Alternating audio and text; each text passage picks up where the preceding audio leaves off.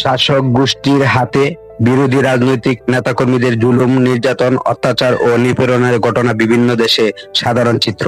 বিশেষ করে উন্নয়নশীল ও অনুন্নত দেশে এসব ঘটনা প্রায়ই ঘটেছে।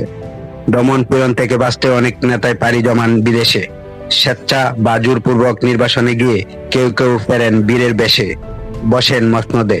দেশের অন্যতম আলোচিত ও প্রভাবশালী রাজনৈতিক ব্যক্তিত্ব তারেক রহমান। তিনি শহীদ রাষ্ট্রপতি জিয়াউর রহমান ও সাবেক প্রধানমন্ত্রী প্রয়াত খালেদা জিয়ার জ্যেষ্ঠ সন্তান। 2007 সালে সেনা সমর্থিত তত্ত্বাবধায়ক সরকারের আমলে বেশ কয়েকজন শীর্ষ রাজনৈতিক ব্যক্তিত্বের সঙ্গে তারেক রহমানকেও গ্রেপ্তার করা হয়েছিল। আইন শৃঙ্খলা ও রক্ষাকারী বাহিনীর হেফাজতে থাকা অবস্থায় তাকে অমানবিক নির্যাতন করা হয়। এক পর্যায়ে 2008 সালের সেপ্টেম্বরে তিনি মুক্তি পান এবং চিকিৎসার জন্য যুক্তরাজ্যে পাড়ি জমান। লন্ডনে প্রায় 17 বছর নির্বাসনে ছিলেন।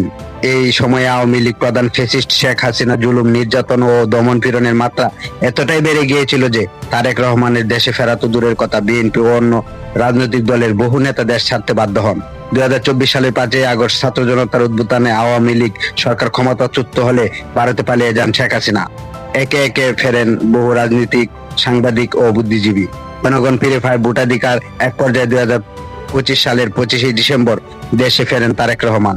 2026 সালের 12 ফেব্রুয়ারি অনুষ্ঠিত হয় ত্রয়োদশ জাতীয় সংসদ নির্বাচনে তার দল বিএনপি নিরঙ্কুশ জয় লাভ করে এবং 17 ফেব্রুয়ারি তিনি প্রধানমন্ত্রী হিসেবে শপথ নেন।